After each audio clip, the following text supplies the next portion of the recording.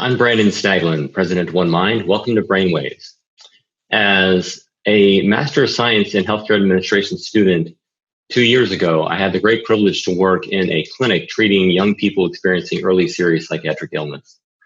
In this clinic, there were several patients, many of whom were of color. And the research I was doing in the clinic was aimed at seeing how well engagement in treatment, that is how much and how actively patients participated in the treatment, correlated with the wellness they're able to gain from being in the treatment. And the research that I did found that the more engaged the patients were, each patient was, the more engaged the patient was, the better they did in terms of their symptom reduction from the treatment, which is to be expected. I also noticed that the patients who were of color, seemed to both engage less in the treatment as well as benefit less from the treatment, unfortunately. And I believe this is in part due to the fact that the clinicians who were treating them were not of the same race. And this tends to be an issue in mental health care today, that when a young person comes to be treated at a mental health clinic, the trust and sense of relationship, sense of ability to relate, is often important is extremely important to develop, but to develop this, it's important to feel that the person you're talking with is like you, and in most cases. This is an issue faced by patients of color throughout the United States today, and an issue in the healthcare system. It's something we need to improve. Now, I was just talking with a friend of mine who is a Black man yesterday, and he's asked him how he felt about these issues taking place in the world today with unrest around the death of George Floyd and the protests taking place. And he said that it takes events like this so the whole world wakes up and notices and thinks about things that I think about every day, people like me think about every day. And that brought into focus for me the seriousness of these issues, as it should, all the time. But brought into focus for me to think about these issues in healthcare in particular, since One Mind is a healthcare organization. Welcome to Brainwaves. Brainwaves is a weekly forum where we discuss the science surrounding brain health through the lens of the real lived experiences of people and the brain science surrounding wellness.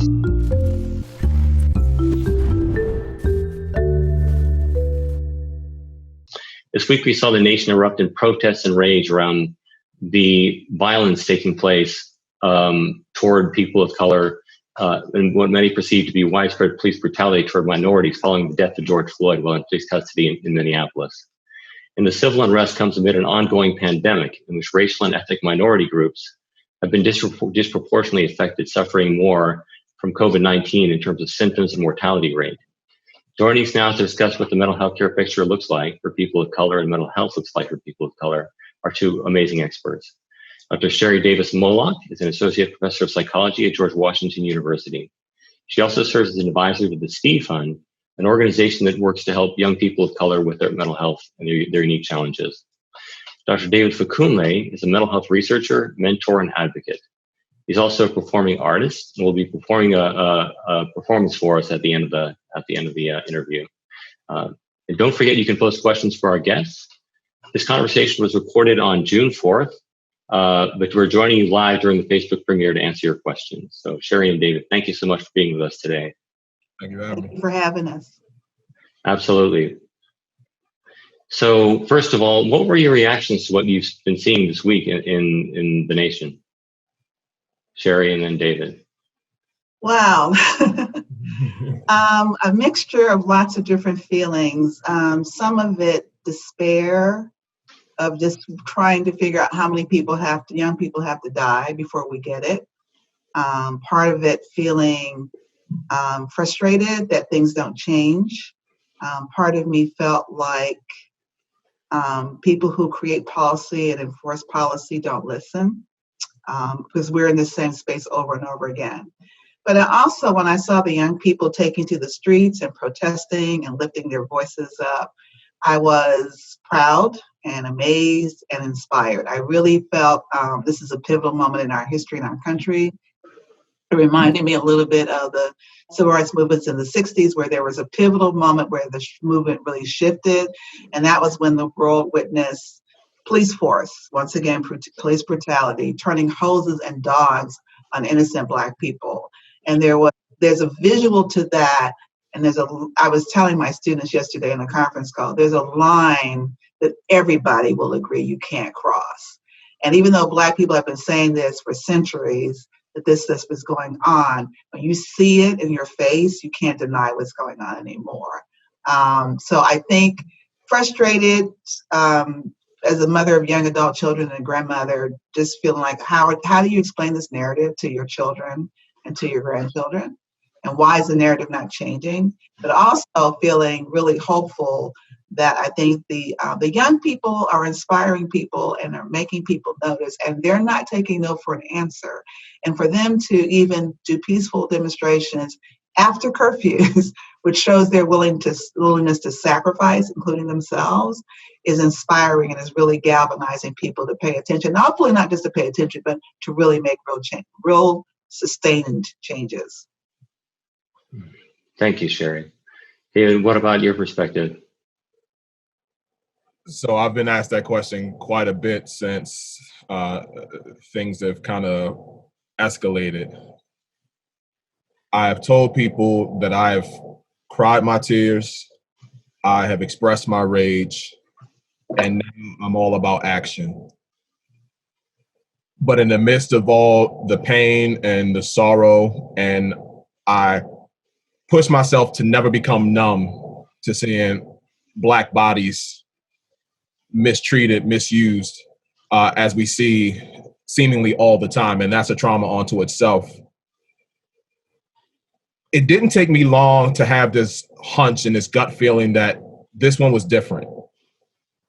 And I started texting people that I work with and asking them that question. I'm like, does this feel different to you? Like, this one's hitting differently. You know, I'm in Baltimore. We had the uprising 5 years ago when Freddie Gray was murdered. And it certainly made national news and international news. And it was certainly a big uprising in Baltimore and a couple other cities around the country as well. But nothing like this in my lifetime.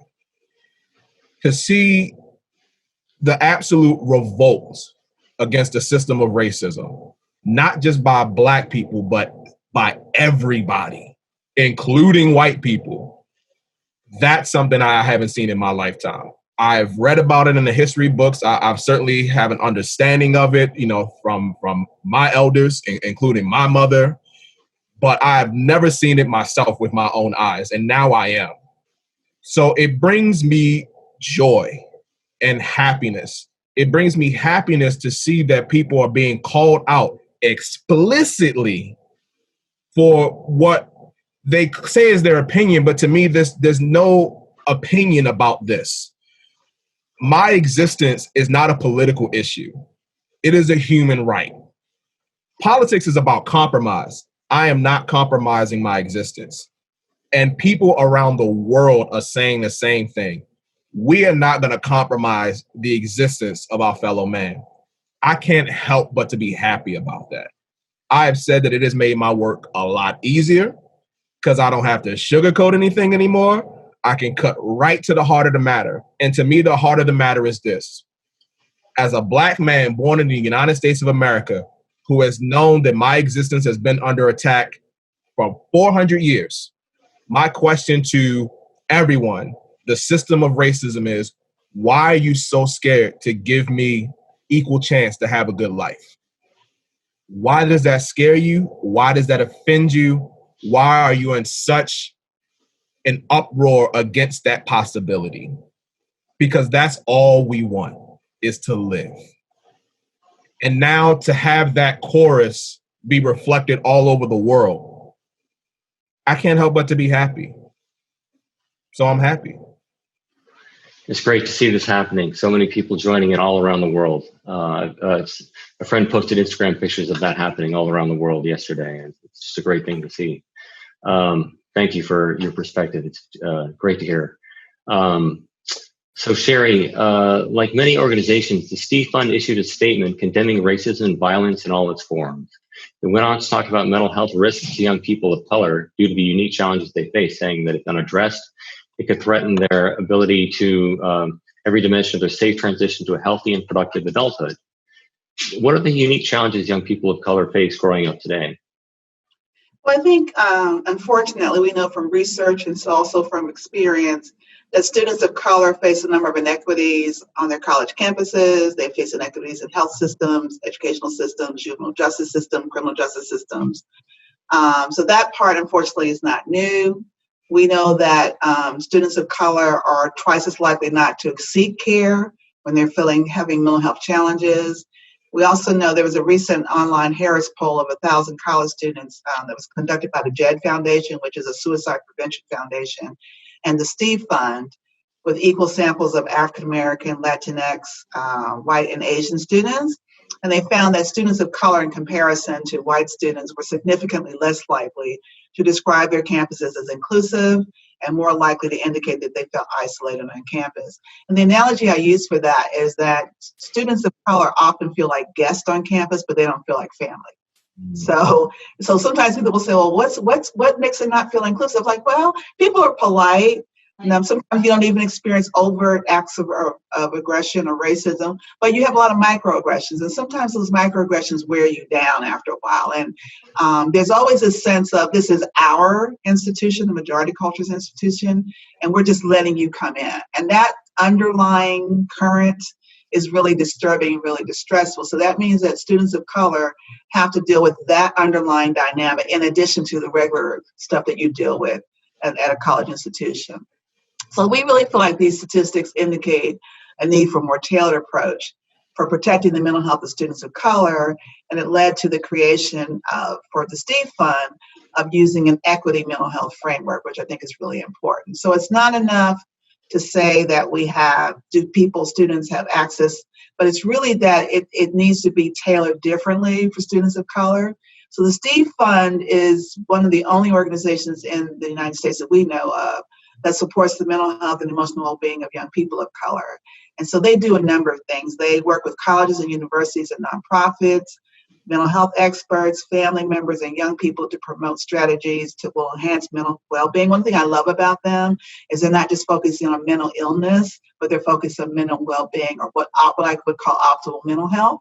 Because as I love what David said earlier, people shouldn't just be surviving, they should be thriving. You should be able to have, in church world, we would say, have life and have it more abundantly. And why can't that promise be for everybody? And what is it about his personhood? What is it about my personhood that would make you think I don't deserve that, or that I would have a different desire in my life? So that's not okay.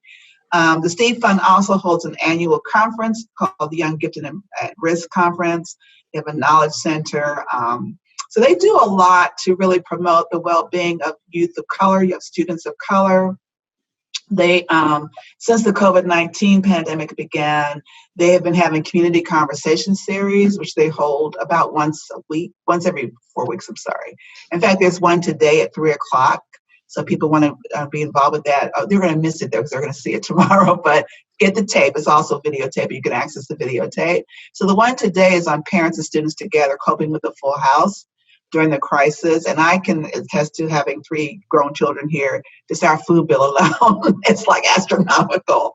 But also negotiating spaces that you don't normally, for students of color, or all students, when you're away at school, you have one behavior, you have a sense of autonomy that may have to be changed, and the lens has to be changed for both parents and their adult students. And so there's a whole adjustment that goes with that. And on top of just the stresses associated with COVID-19, and how do you continue engaging in a social life as a young adult person, at the same time having the risk of infecting parents who are older, maybe grandparents who are older. My kids are struggling with that.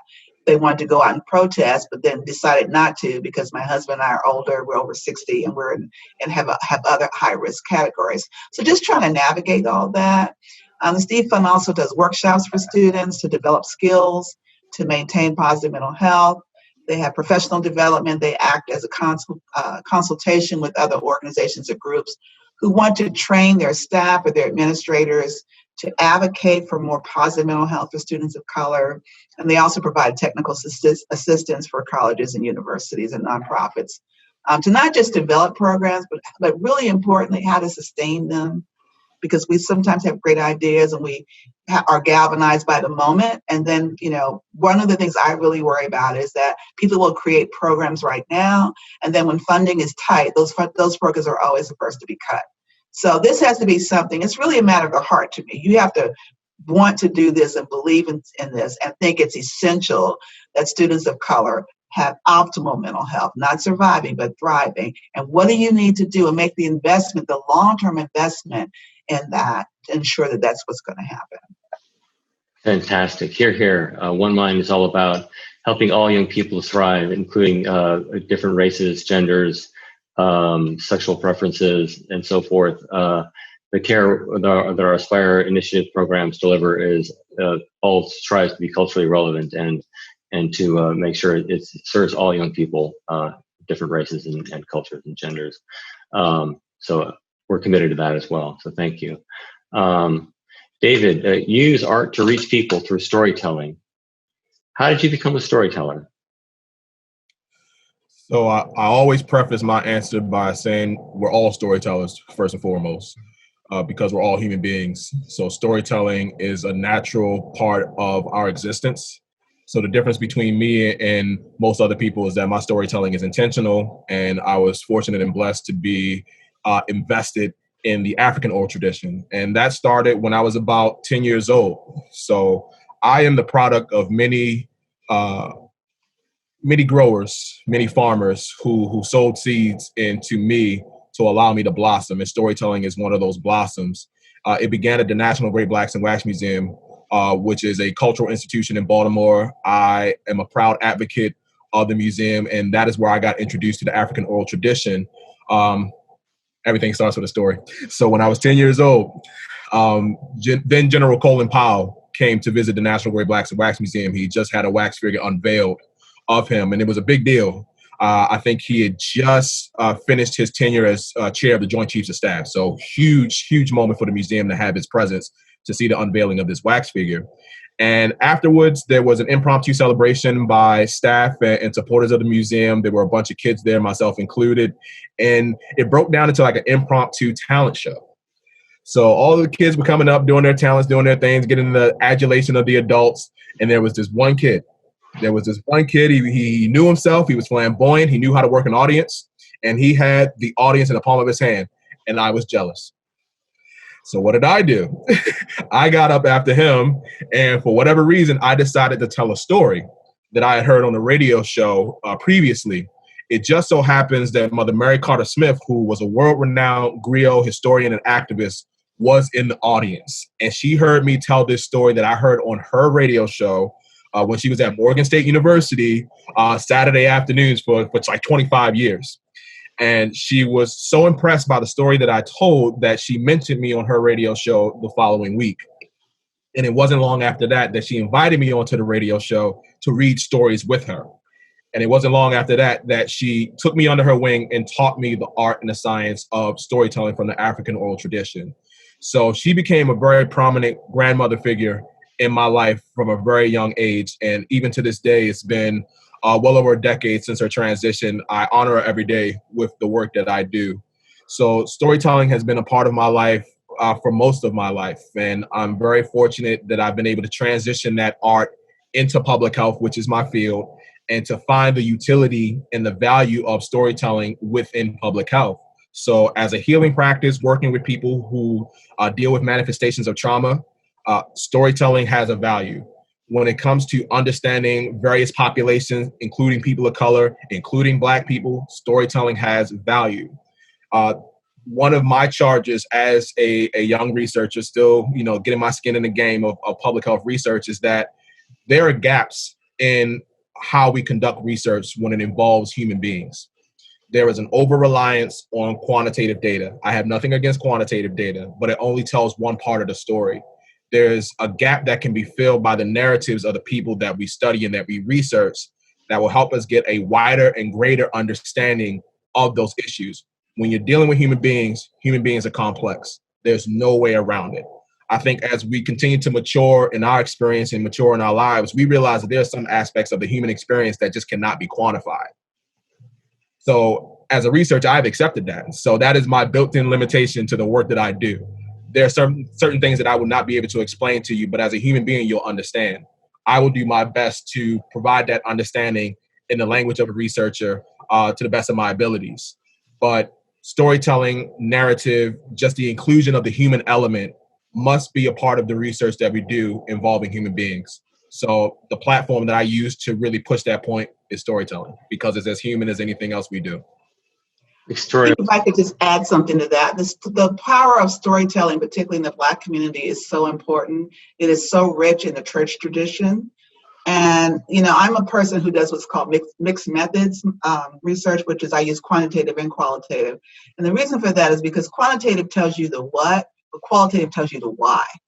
And so a lot of times we don't know how to understand, or we'll say, 20% of African-American youth are depressed. Okay, why? That's where the story will tell you the why about that. And what we have done in my church to really change norms about help seeking is we have people tell their stories, because that destigmatizes it.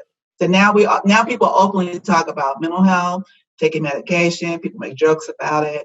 And so when someone else hears someone, and particularly someone who you admire or respect, and they go, yeah, I'm taking my Lexapro. Yeah, I'm taking my whatever.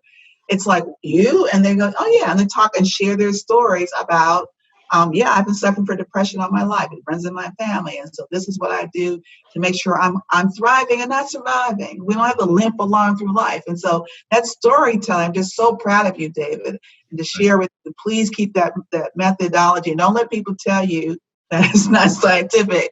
We're doing a study right now. And I always say qualitative is always harder to do than quantitative. It takes a lot longer to do that. That's true. No, the beautiful thing about my career so far is that I haven't had much opposition at all to the work that I do. I think part of my process has just been presenting the idea and showing it to people. So the organization that my mother and I started, and yes, I'm a mama's boy, so there you go, Sherry. The organization that my mother and I started, Discover Me, Recover Me, started as a class project my first year at Hopkins of my doctoral study. And the experience of working with clients recovering from substance abuse and creating that air of trust and vulnerability, shared vulnerability, was something magical. And the word got around to my department, mental health at Hopkins. And I had faculty come to my sessions and just observe, but they didn't observe very long. They became participants within like 5 to 10 minutes, which is part of the point. It's experiential. It's something that we as humans, regardless of the color of your skin, regardless of your educational attainment, regardless of your socioeconomic status, we all connect on that level. So like you said, Sherry, it's as Black, as African as it can be. It exists throughout all cultures. It is one of those universal cultural practices that we all share. And all that I try to do is to remind us of that and to show that there is a value to including that in our research protocol. It adds the why and the how in a lot of cases when you're understanding how humans navigate the world, whatever that looks like. So I am grateful to Johns Hopkins for allowing me to flourish and to nurture that science. Last week I taught a class on storytelling. If I had told you that I would teach a class at Hopkins on storytelling, I wouldn't have believed you 3 years ago. But it's been the third year that I've taught this class on storytelling in the public health context. And I'm grateful that students give me a chance to just activate their storytelling. I'm not teaching them storytelling. They already know it, but I'm activating their storytelling and now just encouraging them to use it as a part of their research and practice. So when you go to populations, not just scientists, but when you go to laypersons, when you go to lawmakers and policymakers, many of whom may not know what you're researching and talking about, stories is a low cost, low tech, easy barrier low barrier to building relevance and context to the work that you do. So why not do it? There's a lot of why nots in science as far as I'm concerned. And to me, so far, no one has stopped me from doing the work that I'm doing, and no one's going to stop me because quite the contrary, people are on board with it. And that's the part that I appreciate the most. It's like, yes, you get it, you understand it. What was stopping you this whole time? Yeah. The stories are more memorable. I teach with stories, and I'm teaching all this concept, and I throw the story, and they'll remember the story before they remember all the scientific concept that I just talked about. And the one thing that I have to say is that the current political climate has really elevated that efficacy. Storytelling works. Now the question is, what kind of story are you telling? But it works, and I think that has elevated people's awareness of that reality. And I think now we're seeing it again. So, I have to say, I thank George Floyd, the spirit of George Floyd, for fighting for those 8 minutes and 47 seconds. Because the story that he told in those 8 minutes and 47 seconds is a story that the entire world saw.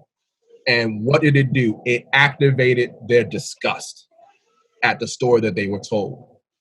When they say a picture's worth 1,000 words, well, he told millions of words in those 8 minutes and 47 seconds.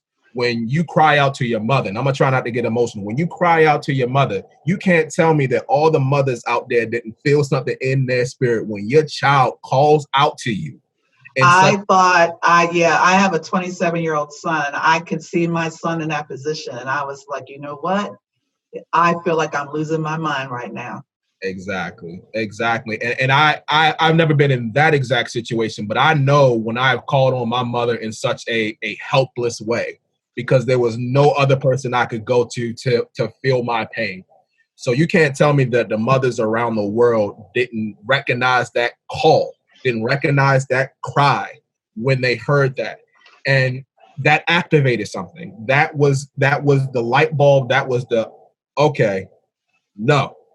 I don't want to see my son in that position. I don't want to hear that cry from my child under any circumstances, especially when his life is being taken away from him simply because of the color of his skin.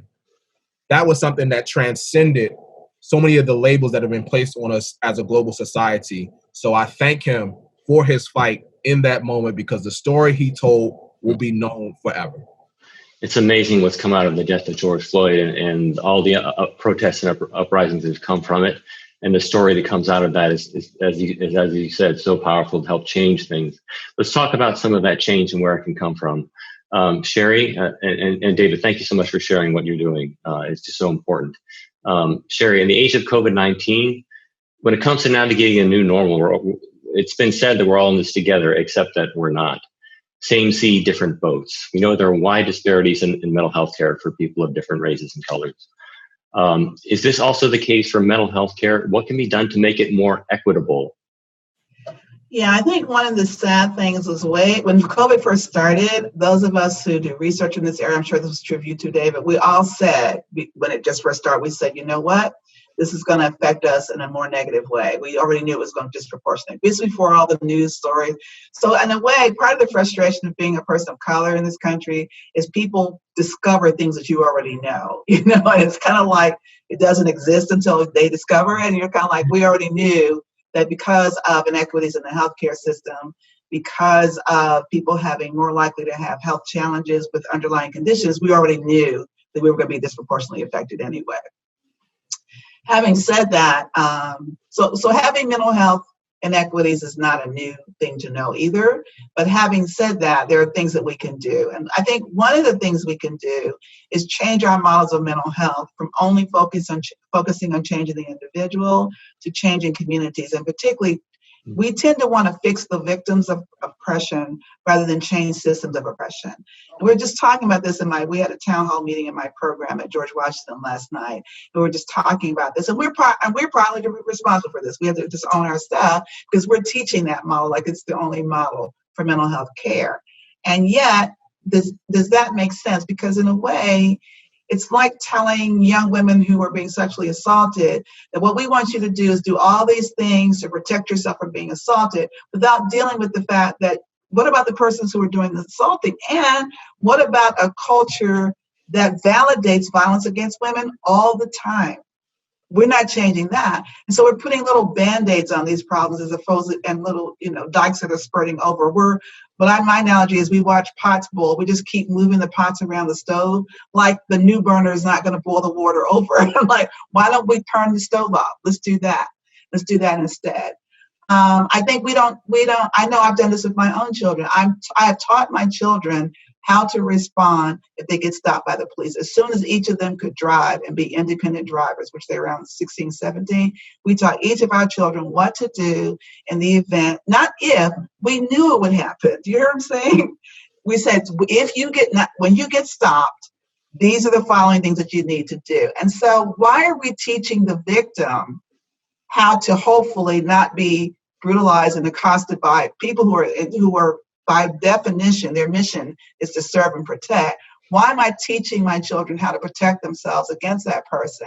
Why aren't we, and when people say it's a training issue, it's more than just a training issue. I mean, we need to change policies about how people get arrested, how people get identified for being quote unquote suspicious or engaging in suspicious behavior. What are the methods that police officers should use to arrest a person without it resulting in a fatality?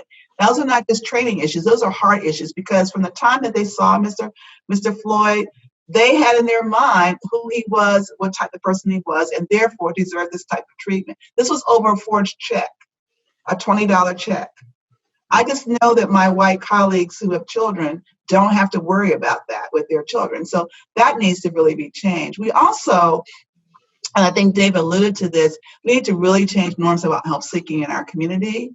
Part of that has to be, we have to have a system of care that doesn't demonize and pathologize our children so that they're not scared to go get help. A lot of the parents that I talk to and work with are not necessarily against mental health treatment, but what happens to that information once children enter another system that can pathologize them and demonize them. So there's a lot of concern about that. Why don't we talk about mental health equity and mental health well-being 24/7, 365 days a year, not just May, which was Mental Health Awareness Month, not just July, which is Minority Mental Health Month, but all year. Why don't we develop treatments that are culturally sensitive and, to be honest with you, relevant?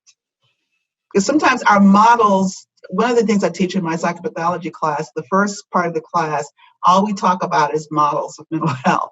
And the reason I do that is because I share with my students, your model of mental health and your client's model of mental health is completely different. And they're not going to use your model to figure out when to get treatment. They use their own model. Mm-hmm. And then mental health professionals will decry and say, wow, they come too late. They're not using your model.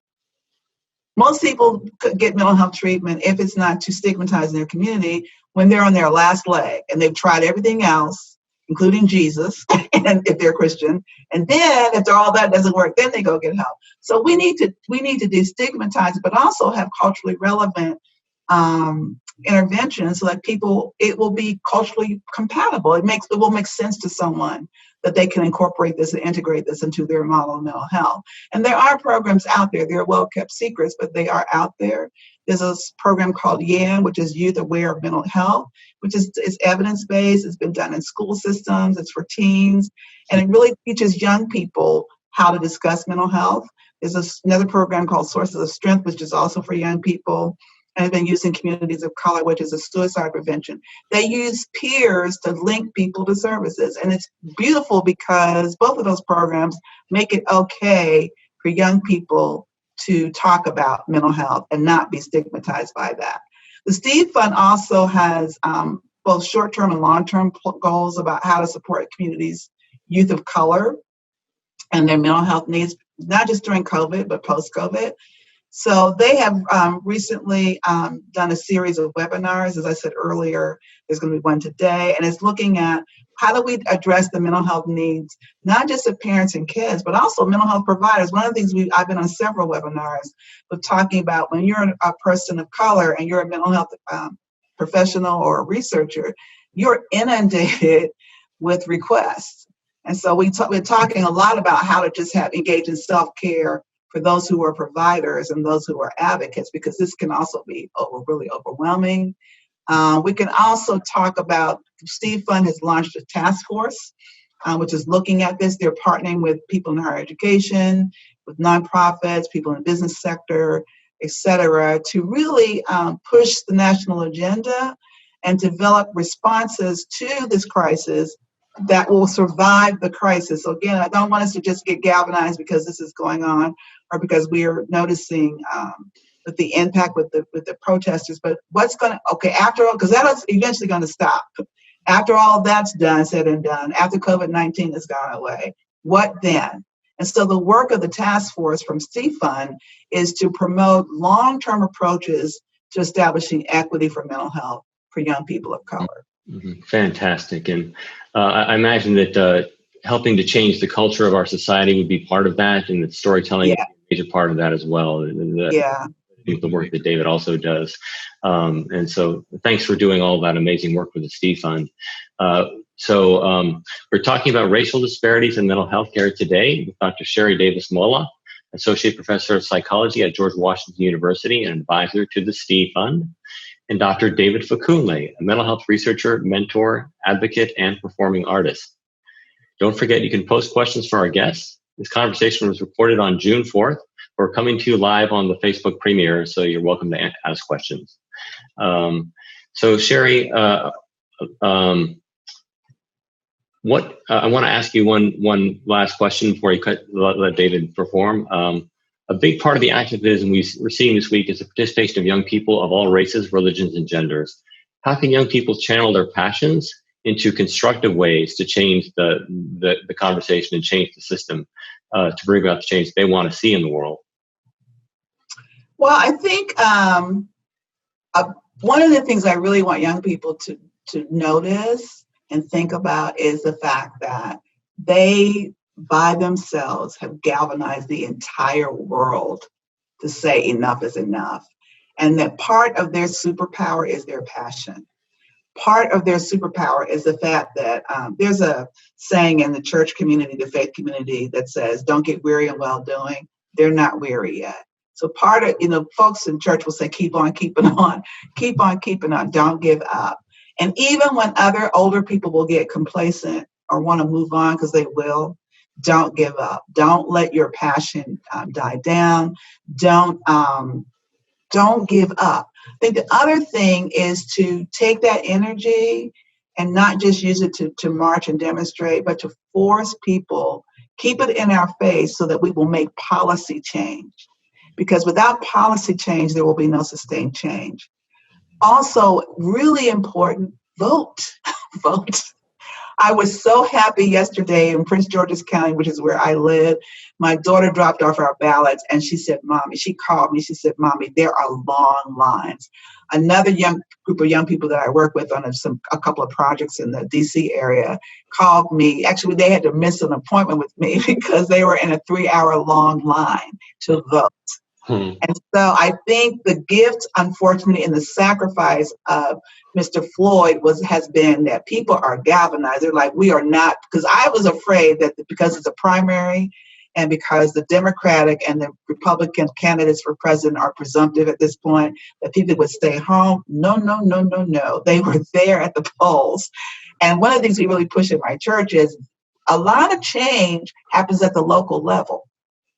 People make policies that affect your community directly at the local level. So yes, vote during the primary, vote for the judges and the referendums and all of that. That shapes and probably impacts your life on a day-to-day basis much more sometimes than national policy does. So for them to recognize that this is an important moment, to not get weary in well-doing, that we, those of us who are elders, we hear you and we see you and we love you and we support you. And for older people who are like, why are they out on the street? Have you all forgotten? That's how we get things done. Go open your history book. My dad is 94. He just turned 94 on Sunday. We went to see him in Baltimore, David. And when I get weary and well doing, I always call my father because my dad will tell me about things that he went through and that there's nothing new under the sun, but you have to keep up the fight. And so it's also important for us to support them because it's not a fight that they should be going through alone. So we really, really want to just encourage them to keep on keeping on. Absolutely. Yeah. Absolutely. And just to chime in. So 6 years after Michael Brown's body was in the street, Ferguson, Missouri just elected his first Black woman mayor. So you can't tell me change doesn't happen. It takes time. It's never pretty, but it happens. Love is revolutionary. I understand the anger. I understand the rage. I get it. And I can't say I wouldn't want to do it too. But I know in the end, darkness can't defeat darkness. Only light can do that. Hate cannot defeat hate. Only love can do that. That is the revolution that we have to implement on all aspects of the life course. So the kids, the young adults, and Sherry, I would be your oldest child. I'm 33, so I'm with you there. And the elders as well. My mother's also in the 60s, so she has seen this timeline, from her youth to now. So much change, but at the same time, it feels like so much is still the same. And she is a reference for me. And, my 6-year-old son is a reference for me because I want him to live his unapologetic self. That is what my parents wanted for me. That is what I want for my son, to be unapologetically himself, not unapologetically Black, not unapologetically Latino, just unapologetically Cruz. That's his name. Unapologetically Cruz. To live a life of his own choosing, of his own desire, and whatever comes of it is because that's what he wanted. Nothing else. So that is my fight. That is my charge. It is a lifelong commitment. And to those youth, there's going to be some mayors, some governors, some senators, some representatives that come out of these protests that we're seeing right now. Just watch and see. To be galvanized, to be so crystallized in what is most important for you to do in this life that you've been given. That is a very liberating feeling, to just know, like, this is what I'm supposed to do and this is how I'm going to do it. That is why even in the midst of all this change, chaos, turmoil, the beauty just continues to blossom and reveal itself. And that is what I appreciate about my life, and that is what I appreciate about my career. I get to be part of this revolution, but I get to do it with love, understanding, and storytelling. That's awesome to me. Okay. That's awesome to me. Yeah. And then we have different ways of doing this, and we all can contribute in different ways. Everybody doesn't have to. We were saying this to our church members who are worried again about COVID. I'm like, that might not be what you do to contribute, but there are other things you can do. You can get people out to vote. You can my daughter is doing food runs for people, making sure people are well. We're doing in our faith community, making sure we stay connected several times a week. There's so many different ways that we can help. There's not one way to do that. But the critical thing here is to sustain it. Yeah, sustain it. I think love and storytelling about love, and the love that can just give us the strength, continue the fight to help equity in our society is essential to that. David, the storytelling work that you do is essential to this process. And can you tell us about the precious stone and the African oral tradition, how it's expressed in all cultures, and how you use that commonality to affect change? Yeah, so the precious stone, I got to give props to my mother. She was the one that told this first, and I took it from her because I love it so much. But the precious stone has become like a hallmark story for me because it captures the essence of Discover Me, Recover Me as an organization, but it really just captures the essence of what we do and why we do it. So here's the precious stone. There was once an elder woman, and every day she would walk through the forest. She would take in the sights, the sounds, the smell, the taste, the touch, every sense that the forest had to offer. It was her refuge. It was her sanctuary. It was where she felt closest to the divine. One day as she was making her daily pilgrimage, she came across a stone. Now, as an elder, she had seen many stones in her travels, so when she gazed upon this stone, she knew there was something special, something precious about it. So what did she do? She picked up the stone, she put it in her pouch, and she kept walking. As she was continuing on her journey, she came across a young man who was coming from the opposite direction. And as the young man was coming closer, she could see with her own eyes that this young man had been through some things. He looked tired. He looked hungry. He looked like he had been in 4 or 5 fights. Whatever life was dealing this young man, he was coming up on the losing side every time. When the young man finally approached the elder woman, he asked her, "Ma'am, do you have anything that I can eat? Do you have anything that I can drink? Can you help me in any way?" But it wasn't long until his eyes caught gaze of that precious stone in her pouch. And when they did, he was no longer tired. He was no longer hungry. He was no longer thirsty. There was only one thing that he wanted. And so he asked, "Man, may I have that stone that's in your pouch?" And without any hesitation, as if she didn't take a single thought at all, she took that stone out of her pouch, she gave it to the young man, and she kept walking. Didn't say a word. So the young man is going in one direction, and the elder woman is going in the opposite direction. The young man is holding this precious stone in his hand. He's thinking to himself, with this stone, I will never be tired again. With this stone, I will never be hungry again. With this stone, everything that I've ever desired will be given to me. But after a while, he stopped right in his tracks. And for the first time in his journey, he took in the ambiance of the forest. He took in everything the forest had to offer. And after a while, he turned around and he caught up with the elder woman and he said this, ma'am, I want to give you back this precious stone. And I have this question for you. What is it inside of you that allowed you to give me that stone so freely? Because that is what I want. So I tell this story because we all have precious stones. It is the gifts of our character. It is who we are as people. It is the love that we share, the understanding that we share, the honesty, the trust, the discipline, the tact, on and on and on and on. And all that is asked of us is that we share our gifts freely with the world.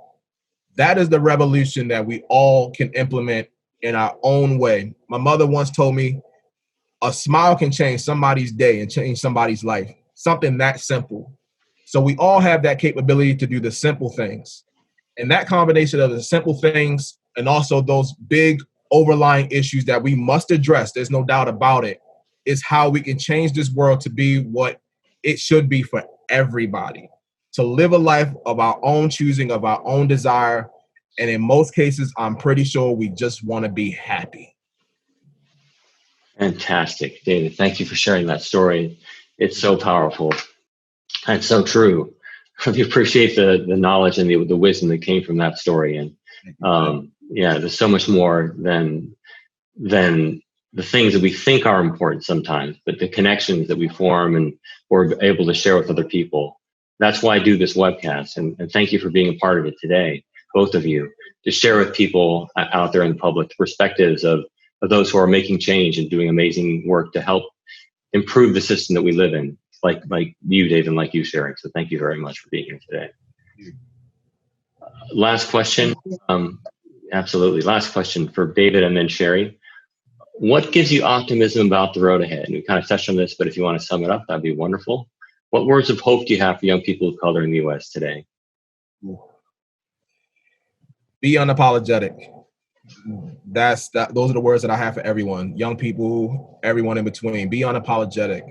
There is such a liberating feeling to be your true self and to do that despite what anyone thinks, what anyone feels. I have made a decision, and this is a decision that I passed on to my child and will continue to pass on with my child, is we will not live in fear.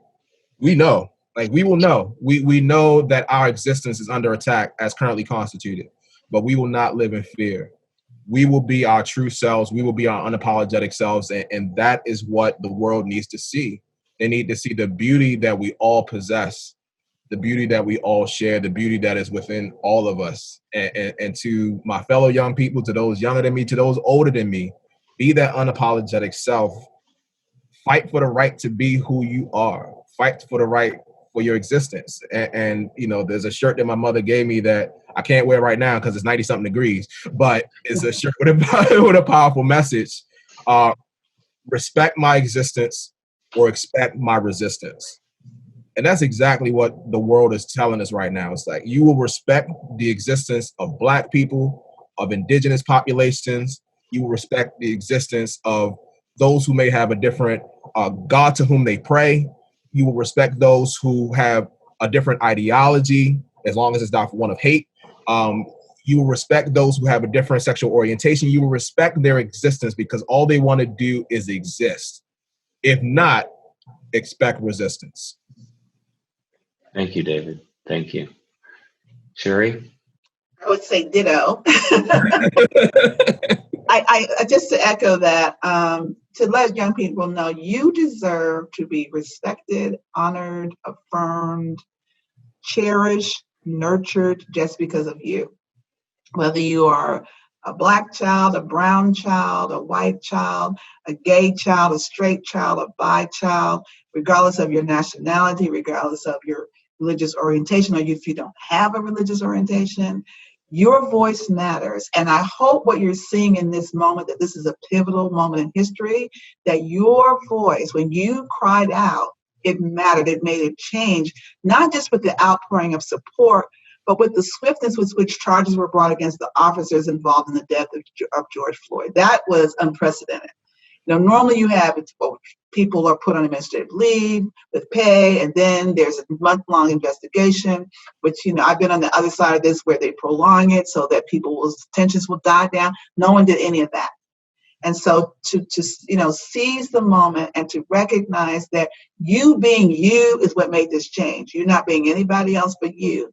But to also draw attention to, for those who are still struggling, because some may be, whether it's the COVID-19 pandemic or the racism pandemic, that there are resources available for you. Please visit www.stevefund.org on a regular basis, because things are updated all the time. They are on the front line. They are first responders, and they are willing to do whatever it is that it will take to make sure that there's mental health equity and that young people of color have mental well-being, that they are thriving, not just surviving. Thank you for your work with the Steve Fund, for sharing that, Sherry. Thriving, not surviving. That's the ideal. That's what we all want to achieve for all of us, and all of us in the society today. And this is a moment to make that happen for all of us. Thank you for sharing, Sherry and David. Viewers, thank you too. You can post questions on onemind.org/brainwaves if you didn't get a chance to ask it during this webcast. Sherry and David, really appreciate you sharing today and all the amazing work that you do. And thank you so much for being here.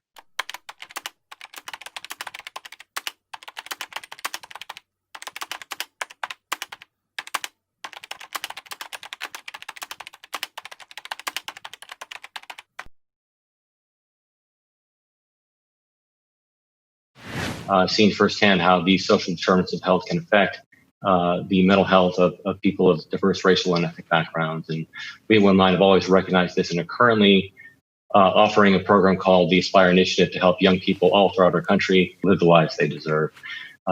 Excited to be presenting on the show to all of you today, all the young people watching. Thank you so much for being here, and hope you will enjoy and benefit from this. Thank you.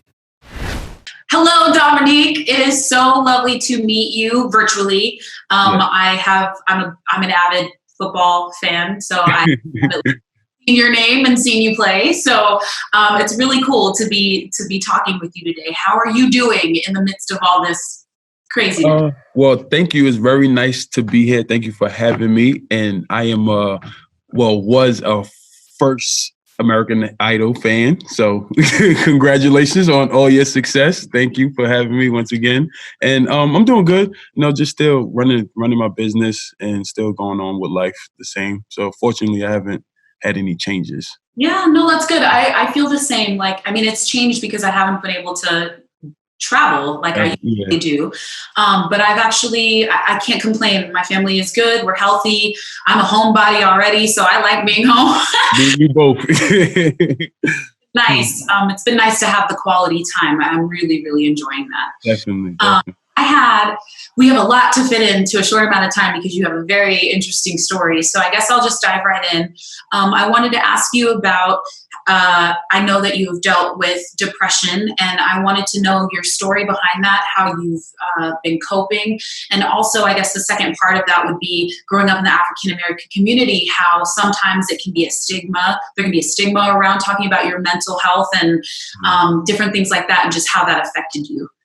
Yeah, so I didn't realize that I won't say an issue. I didn't realize that I was dealing with trauma until just recently, until about like a good year or two ago. I started opening up my eyes and seeing kind of how my life was when I first got to college. Yeah. That's where it kind of began. I grew up in Staten Island, born and raised. So leaving from Staten Island at 17 years old, going to Gainesville, Florida was a big change on top of all the trauma that I was already taking in as a child and growing up in the African American community. Yeah, I've had 12 surgeries, 3 ACLs, and yeah. Yeah, so it kind of started in college. Had it first. Was still going through a lot just from being away from my family. Acting out extremely bad, and I'm grateful that I'm in the position I'm in now because I don't think I should have been, you know. So just going through that and then going to the NFL. Going to the NFL should have been, I guess, a step up. Actually, was a step down for me. I never really loved football. You know, like, so the sport of football wasn't my dream to do so. So I always felt like I was forced because of life, not because of people, just because I didn't want to. I wanted to have the step up on life. You know what I mean? And then I got hurt my first year playing. Started getting addicted to opioids. Pain pills, painkillers. Started getting addicted to that. Still was fighting through it. I didn't feel like I was going through anything. I felt like that was just normal in life, you know? And that comes from, like you said, the way we grew up, where we grew up at, not being able to talk about stuff like that and it looking like you're weak. It can seem like, you know, when you look back at things and how traumatic things can be and the decisions you make and where you go, I mean, you have to look back on it and kind of go, you know, I remember being that person, but that's not where I am now. And it's a beautiful thing to be able to look back on that and see it that way. Like the fact that a couple of years ago, you're just now realizing what the trauma was and like kind of how things, you know, led to one another and how they happened. When you were growing up, and if, for example, like if you would have felt emotional about something or something was bothering you, did you bottle things up? Did you try to forget about them? Did you take it out? Did you would it manifest in different ways, like outbursts of anger and different things like that from bottling it up? And did you feel like you didn't have anybody to talk to? That was it. I feel like I didn't have anybody to talk to, and the people, and I want to say that people wasn't trying. I feel like the people who was trying, I wasn't comfortable with. It's a huge thing. Yeah. Comfortable. So yeah. So I feel like that was it. And for the simple fact that I just didn't know, like I didn't know what was going on. You know what I mean? Like from where we grew up, if you was going through anything, you just shrugged it off and you had to keep going, or life wasn't going to stop. You know, life is not going to stop just because you want to stop.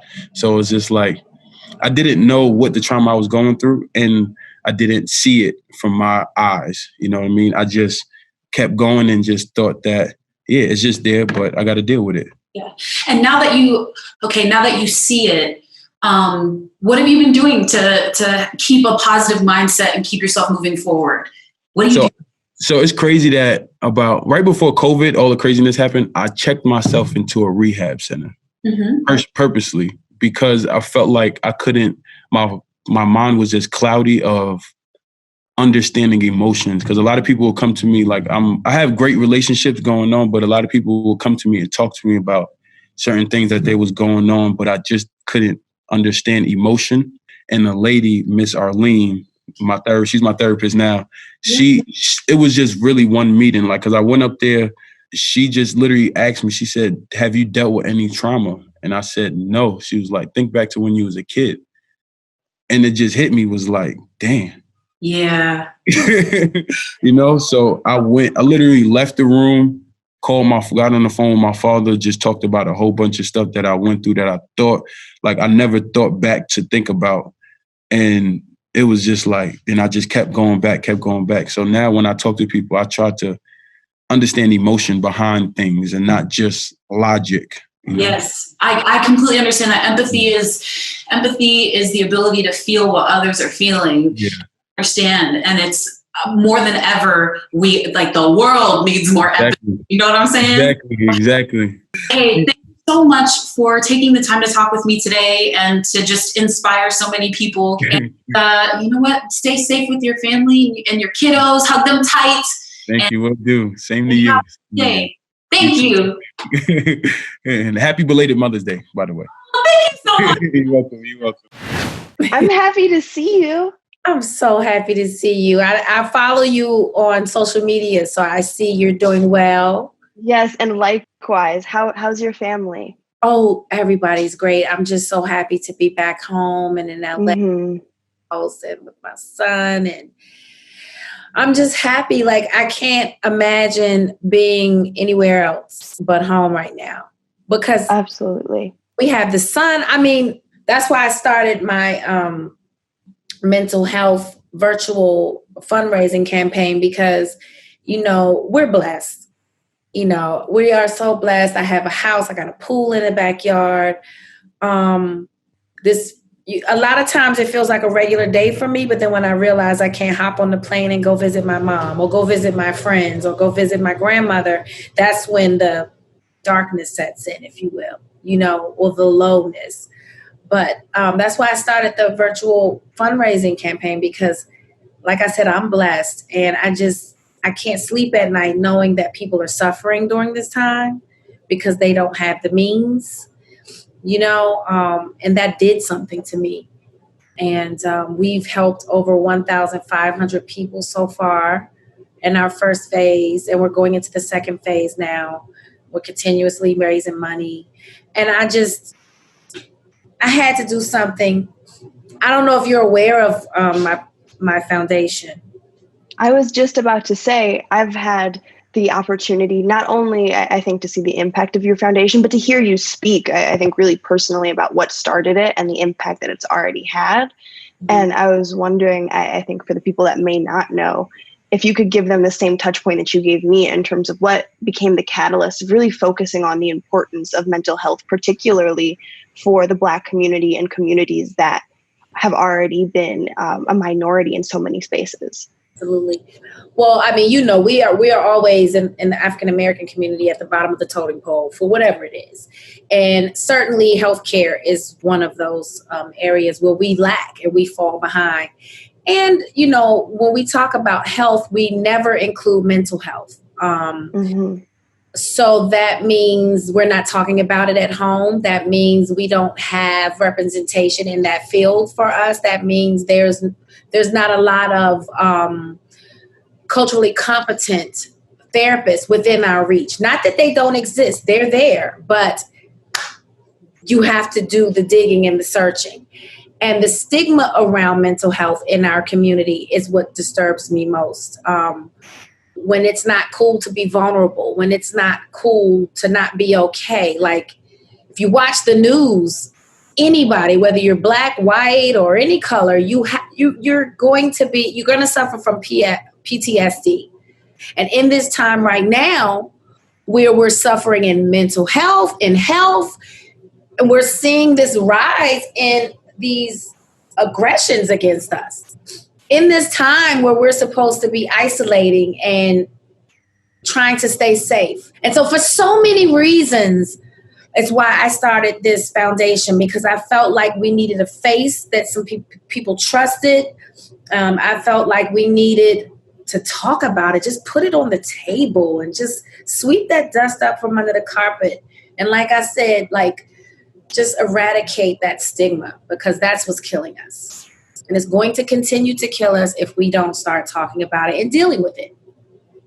Absolutely. And I think you hit on such an interesting point of the idea of the strong Black woman. But I think it's important in this conversation that we're saying that there's so many qualities of a person that can coexist. Yes. And I think exactly to your point regarding stigma, even whether it be through media or just through our general lack of access to mental health conversations, it seems as though it can be one way or another. You are strong and therefore you don't go through this set of issues. You don't have to deal with pain. You may not have any mental health issues. Or if you do have to deal with your mental health, then you're a certain type of person. And I think what's been proven time and time again is that, first of all, there's no such thing as a type of person who has to deal with their mental health. We all have to take care of our mental health, but there is a duality to it. You can be a confident, strong, motivated person. Most people are. Most people have incredible qualities. I think everybody has an incredible quality about them. that has to be recognized and celebrated while not minimizing the fact that you still may be going through something. And just because you excel in one area of your life doesn't mean that we can ignore this other really important area. Absolutely. And, that saying, check on your strong friend. It's, I remember the first time I lost a friend to suicide, it was when I moved out to LA. And I remember this young man, and he used to do my hair, and he was very jolly, happy. Mm-hmm. You would never think he was suffering. But see, that's why I'm always trying. That's why I always strive to be nice in life, because you never know what's behind someone's smile. And that taught me a huge lesson, because he was like, oh, we need to go out. We need to go get something to eat, get some cocktails and catch up, blah, blah, blah, blah. And one day I called and he wasn't there. And I'm like, what's going on? And I kept getting these messages. Did you hear? Did you hear? And I'm like, no, I didn't. And he took his life, and opened my eyes to people suffering behind smiles. Yeah. And I think a lot about so many of my peers right now who are going through this moment of transition, whether they are coming from school and suddenly they're back in different home situations, or they're coming from work, or unfortunately, so many people have to quarantine by themselves or don't even have the privilege of quarantining. And I think this has been said many times before, but it really rings true that this moment in our lives, this pandemic, has really brought to light just how many systematic discrepancies there are between access to adequate mental health care, all these issues that we've dealt with throughout the decades of the unequal treatment of different groups of people have really come to fruition in this moment in which everyone really needs that extra level of support regardless. And so I oftentimes think about the fact that so many people, their only mental health resources were offered by their school. Yeah. And are now no longer available or offered. And I think similarly in my house, mental health has always been a conversation, something that I could be very open about with my parents, but not everybody has that home base or that foundation. And I wonder, I think in your experience, and I think even in the work that you're doing now, what are the small things we can be doing kind of regardless of our situation to not only check up on ourselves, but to check up on the other people around us? Well, the first thing you have to do is to check up on them, pick up the phone. Right. Because what I'm noticing with myself, and I keep talking to my therapist about it, and I'm noticing like, okay, I'm preparing myself for this new norm, right? Mm-hmm. And right now the new norm looks like it's making us fearful to be around the people that we were used to being comfortable around. You know what I mean? And I think the more each day that goes by, I feel myself getting further and further and further away, because my grandmother's 96. I don't know if I'll ever feel comfortable going around her. And so, like I said, the first thing to do is to pick up the phone and check on. Just hi, stay in contact. Use FaceTime now more than ever. I say, people always want to be strong, and that's okay. I really despise the word. Don't tell me to be strong. I don't want to be strong right now. Sometimes I don't want to be strong. There's a time to be strong, and then there's a time to allow yourself to be vulnerable. And I just try to allow myself to be wherever I am in that moment, whatever it is, because feelings, they come, they go, they're fleeting, right? But if you smother them, that's when they fester, and you hold on to them and they fester and they turn into something else. But if you allow yourself to feel whatever that is in that moment and be okay with that, because there's no such thing as perfect. When my therapist told me the perfection is the perfect lie, I was like, woo, freedom. I wanted to ask you questions, because my heart goes out to the youth, because you guys, this world is so different from when I was growing up, and there's guilt on my part. Oftentimes in my meditations, I develop tears. Like I weep, because I feel like we dropped the ball. You know what I mean? We dropped the ball, and we're handing you this world that is at its tipping point right now. And it's up to you guys to fix it.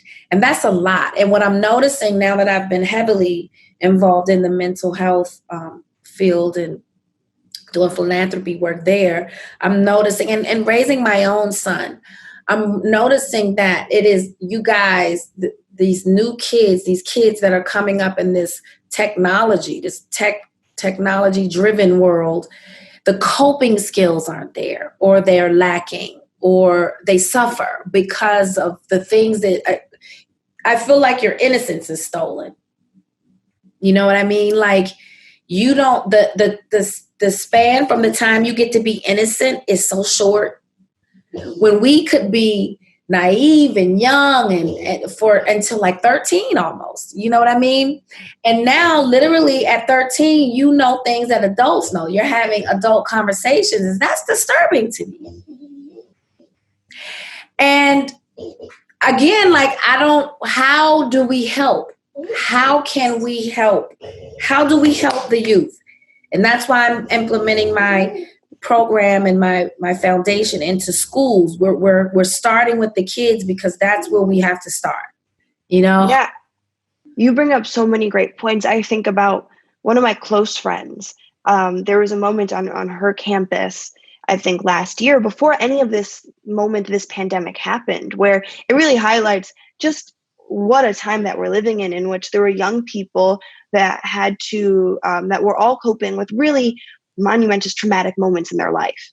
And their university didn't have any mental health services. And in terms of your pointing out the importance of a culturally competent therapist or mental health touch point, that wasn't there. And so I was witnessing my friend having to be of support to people before they could even be of support to themselves and acknowledge what space did they need when they were there, and having to be of support to friends and having to constantly be in these really heavy conversations because there was no support at the university and there was no support kind of in their area. And so I think about that just in regards to the fact that we were already living in such a crazy world prior to this.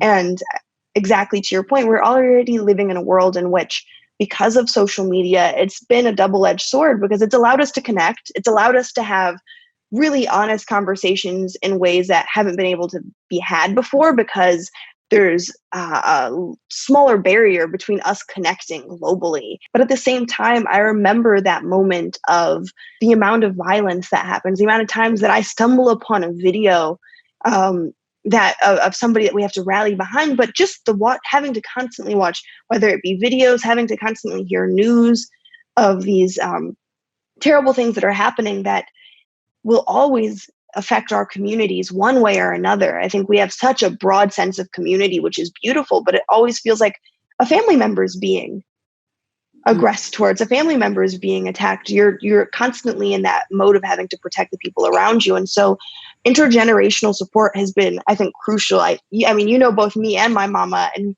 you know, your family. And I think that's something that rings true, is the importance of that intergenerational conversation, of even the question you asked of how can we be of service? I don't know how many young people get the opportunity to answer that question and to be heard. And like, have you found it? I mean, I know you have incredible parents. I've met your mom. She's amazing, but you're blessed enough to have parents where you can have these conversations with. But did you ever find it difficult doing what you do as a young thespian and navigating a normal life, just trying to have a regular life and doing what you do? How has that affected your mental? I'm somebody where my main mission is to be more honest with myself, quite honestly, because I have, to your point, I have great parents that really intentionally served as that barrier so that I could go enjoy what I did for work and not have to deal with all that extra mess that comes with it. I remember being 16, one of the first things that was said to me by somebody that I had worked with was like, "Oh, are you going to emancipate? AKA, are you going to go choose to be an adult?" Because I was finally the age where I could do that. And it wasn't even like they weren't looking at a 16-year-old and thought, "Happy birthday, Yara." They thought, "When can you grow up a little more?" And so because I had that barrier, because I have parents that understand this industry, I feel like I was exempt from a lot because they're very much have been there with me, even on Grownish. I think the transition to me being on set by myself at the age of 20 happened slowly. They're very present. I think they established how I was to be treated, how my cast was to be treated, how everyone else on set was to be treated.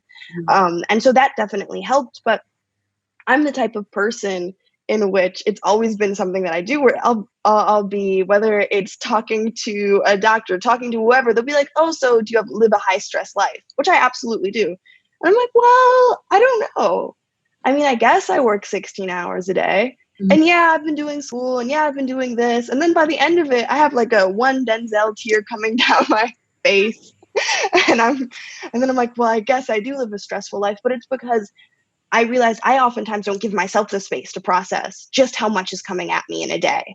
Yeah. And so a part of my mission has literally been to take care of myself as well as the people around me take care of me. And to really be able to be honest with myself and be transparent with myself such that it doesn't require my parents stepping in to be like, are you okay? Because it doesn't seem like it. Or do you need space? Such that I can be aware of where I am to say, hey, guess what? I need space right now. Yeah. And so that's been a large mission, because you're absolutely right. As great as an environment I've been in, I still haven't been exempt from that level of stress. And the conversation to even say I need support is still difficult. And so I'm constantly trying to figure it out. I'm constantly in conversation with my friends, trying to figure it out for each other. And now, do you feel like there is a stigma amongst your peer group around mental health? I think we're definitely much more open about our state of mental health. I think the conversation doesn't happen. I feel like it happens interpersonally a lot more often than it happens just in terms of having a really public conversation about mental health and the way it looks. And so I think amongst my peers, if I'm talking one-on-one with a friend, I think people have continued to become more open, but I feel like there's still a stigma with how do I communicate that with the world at large? What does it look like to need support? I think I live in a generation that are overachievers, and it's beautiful to watch. It's beautiful to watch people have businesses in their early teens, to be doing all of these incredible things, to be running movements. It's incredibly impressive. But I think with that not necessarily overachieving, because there's nothing bad about it, but with that high level of processing and high level of continuing to have to move forward, there also sometimes isn't that moment to pause to say, well, okay, I need support, and what does that support look like, and how do I tell people that I need help? Or in general, across the board, all over the world, it has to change the stigma surrounding mental health. Because when I think about it, I go, well, they feel so free and easy to talk about their thyroid. People can even talk about having a breast removed from breast cancer. You know what I mean? They can talk about all these horrific diseases and things, but no one can talk about mental health. Why? Your brain is still attached to the same body, and that's because of stigma. Yeah, and I think self-care has been co-opted to mean face masks and sleeping in versus first of all acknowledging it looks so different for everybody. And we were just talking the other day about yoga and other mindfulness techniques and how that's been co-opted as something where it's like, well, first you have to have a certain socioeconomic status to be able to go do this and have access to what you need. When initially systems, whether it be yoga, whether it be other mindfulness practices, were meant for people who had crowded lives, meant for people that didn't have horizontal space and needed to find vertical space. But I think even the way that systems work now, such that that's not accessible, that's actually went from something that is accessible to something that's actively inaccessible, something that's hard to get, something that comes with a price point now, really speaks to just how the lack of transparency publicly about the need for mental health care has also allowed for this other thing to happen simultaneously, in which access to necessary means of taking care of yourself have become out of reach, because they've been made to seem like cool little trivial expenses. If you have the ability to afford this, then you can have access to this other level of care. It needs to be looked upon as a necessity.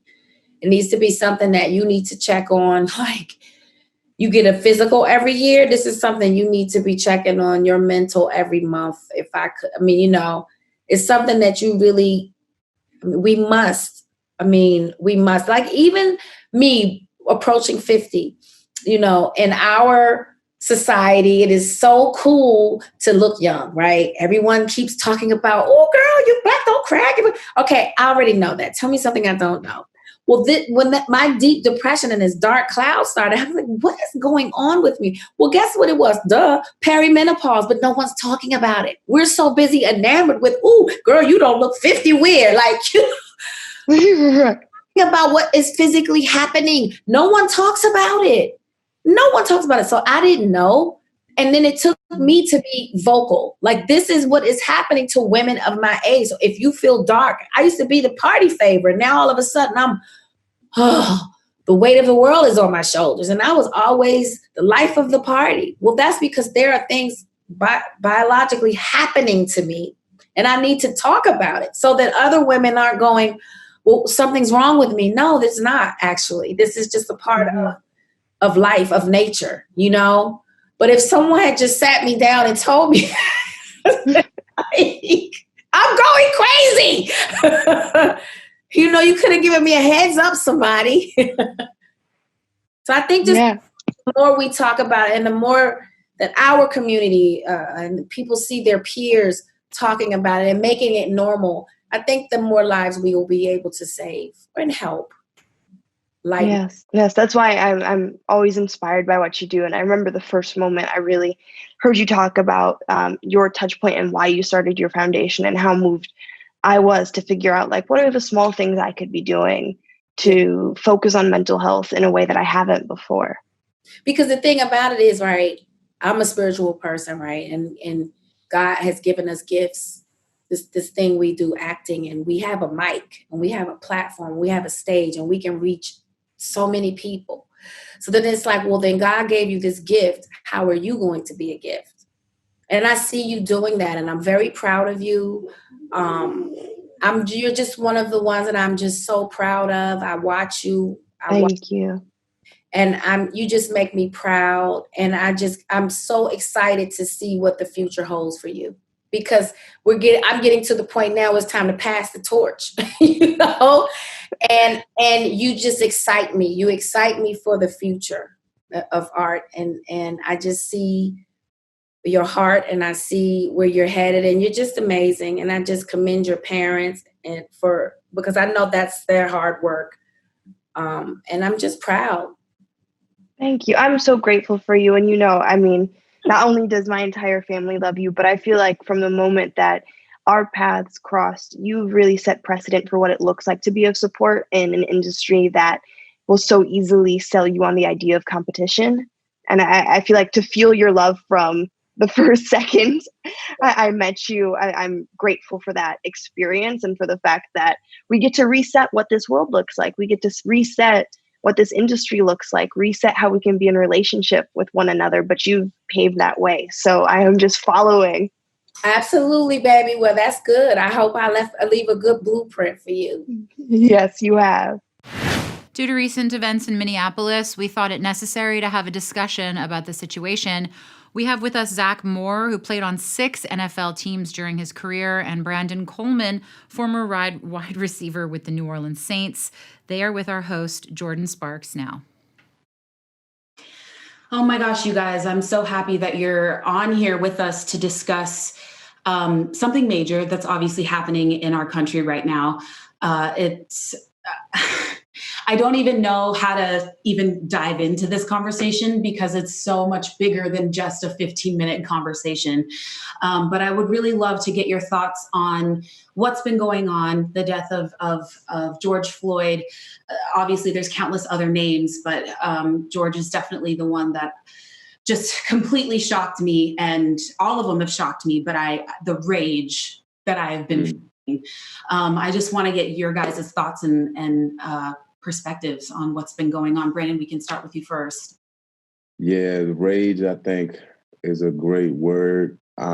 As I watched that video, I could only watch it once, but as I watched that video, I was sitting in disbelief the whole time. I couldn't imagine if I was actually there witnessing it. I tried to put myself in their shoes.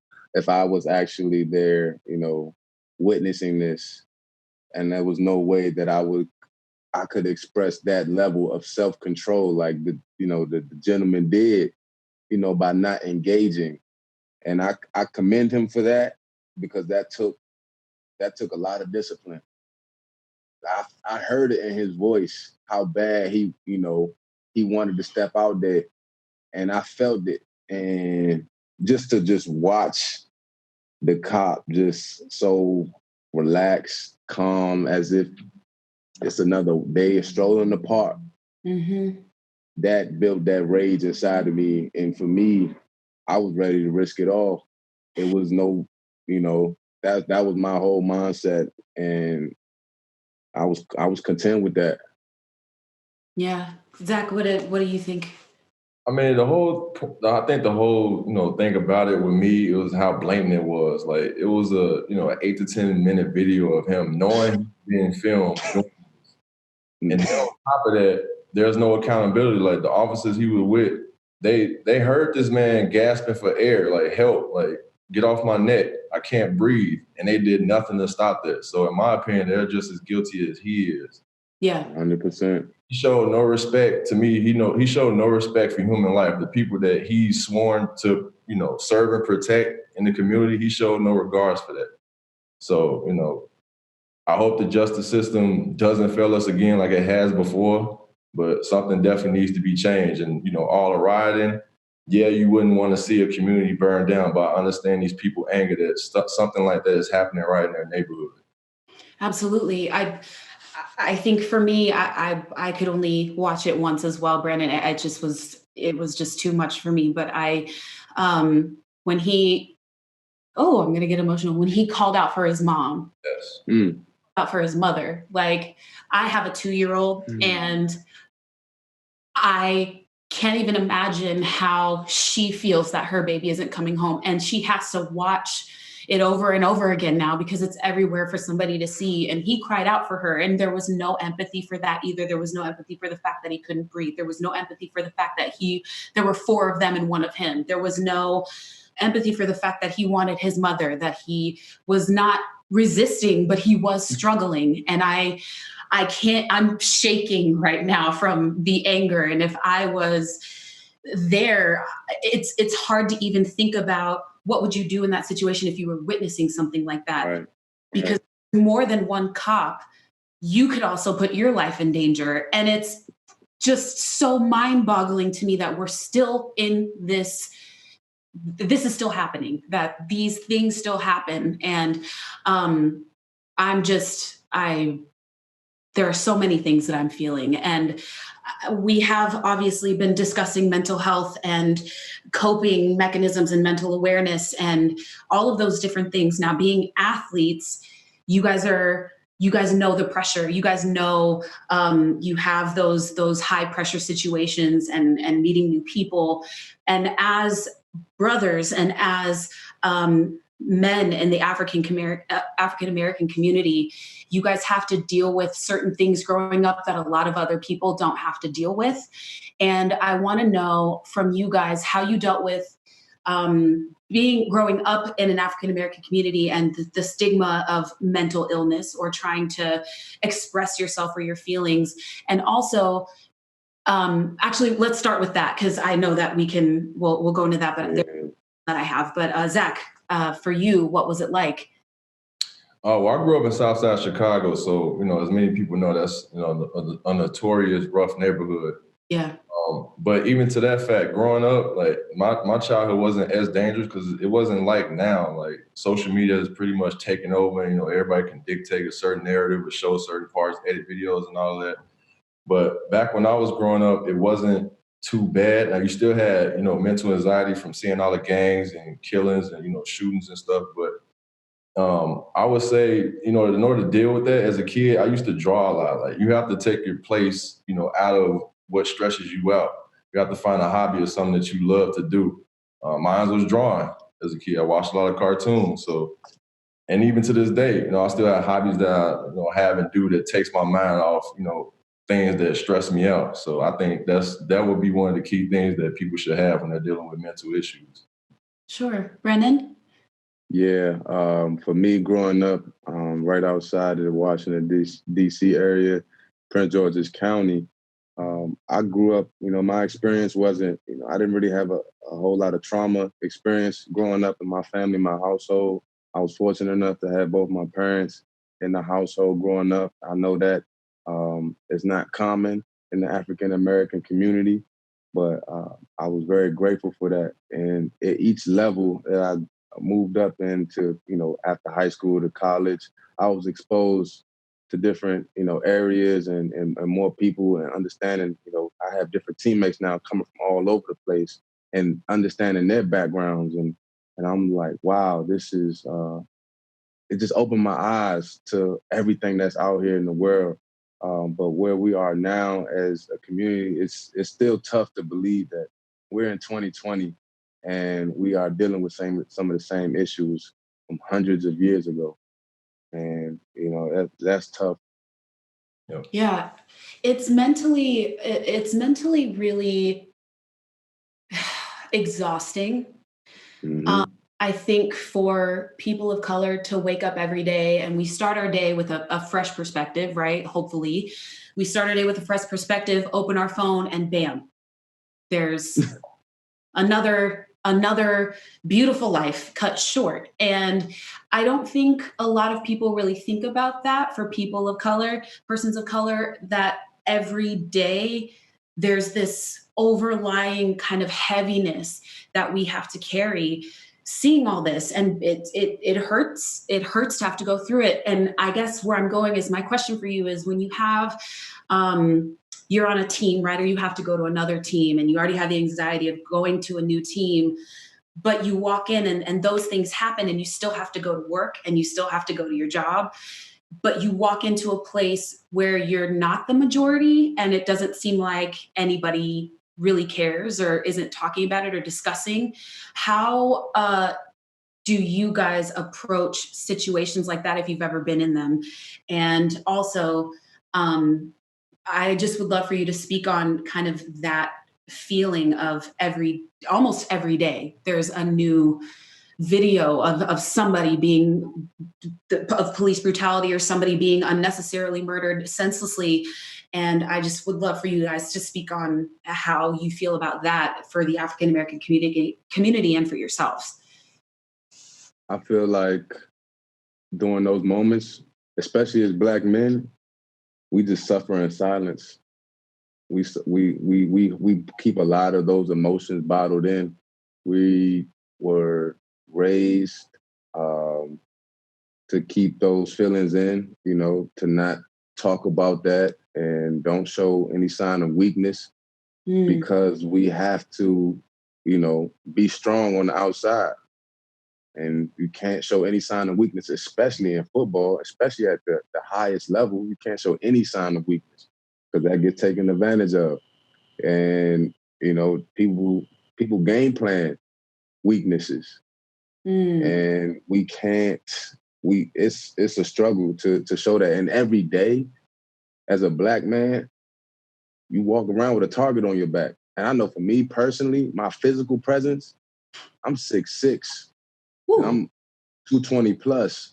So the target on my back is even greater.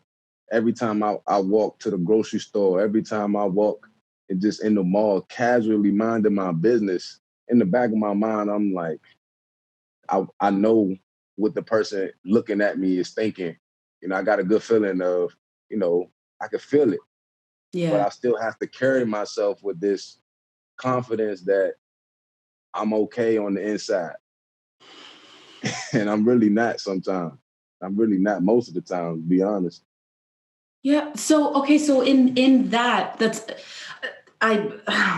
in that sense, every day you have to walk around with that feeling. And who do you talk to? Who do you go to when it just kind of boils over? You can't take it anymore. Has there even been a moment like that for you guys to be able to just release what you've been feeling? Go ahead, bro. Okay. I would say for myself, yeah, that just goes back to what I said, finding a hobby or something that, makes you happy, that takes your mind off that mental stress. Me, for instance, nowadays I game, I go work out a lot. So that's my release. That's something that I hold dear to me. That's how I get all my emotions out. Now, as far as who would I talk to, it's always my mom. I talk to my dad. Sometimes I talk to my daughters. I have 2 daughters, and they're at that age where they can understand a lot more that's going on. Yeah. So I feel like when you have mental stress, you need to find an outlet for it. You need to find someone to talk to, a hobby that you can take that'll get your mind off of it, and create understanding between you and the person that you think has hostility towards you. Because I think that's what a lot of this is based on, is lack of understanding. Like, people don't understand us. They don't understand what we go through. And, I see a lot of, posts on social media that say, certain other races don't speak up for us. I don't think they really understand us to the fullest extent. So we have to create understanding. Yeah, I was actually watching a clip of Martin Luther King right before we got on here, and he was being interviewed, and he was talking about how even though there are other persons of color, that the Black people in the Black community are the only ones that were enslaved in this country. And it's just interesting to think of like that, because you're right, they probably don't understand. And obviously they have their own issues as well, being other peoples of color, Black, brown, whatever shade. Everybody, they all have their own issues and things that they've been dealing with. And so it is pretty, it's just heartbreaking. It's just heartbreaking. I don't even have any other words. And for myself, I'm half white and I'm half Black. To the world, I'm Black. But I know that even I don't have a target like my other beautiful, like, melanated queens that I know, some of my closest friends. I know I don't even experience the same things that they experience. And to have those conversations, it's just so important. But to be able to come from a side of at least being open to hearing what the other person has to say. A lot of people go into a conversation listening to respond as opposed to listening to understand. Comprehension. And that has to change. That has to change. To even have those conversations, you have to be able to go in and be there, obviously with an open mind, but obviously to be understanding in that sense. Yeah. I think for me, one of the things that I do to help me with these situations, I've picked up the habit of meditating, and I'm building a lot of momentum right now in my personal journey. It's been a roller coaster, but right now I'm on currently 95 days straight, and it's the longest, streak that I have, to date. So that, for me, controlling my breath, allowing me to be aware and in the present moment, calms my anxiety, calms my depression that I deal with on a day-to-day basis. And I try to start my day with it, and I try to close my day with it to allow me to reflect, release, and reset. Those are some three key words that I try to, use in that moment, just to be aware and just release all that. Yeah, that's beautiful. Congratulations. Yeah, thank you. Yeah, thank you. I've been trying to meditate too, and I'll be laying there. I have a 2-year-old, and so I'm like trying to lay down. Mama, just like, okay, I'm gonna have to try this again later. Yeah, that's absolutely incredible. What you said about breathing is so important. So there's power in your breath. Oh, yes, there is so much power in it. As a singer, obviously, we learned that our breathing is really important. For just as a human, I was reading this article the other night. I think it was last night, actually, but I was reading this article, and it was talking about how truly important our breathing really is and how it functions on its own, just like our lungs do. We breathe without even thinking about it, right?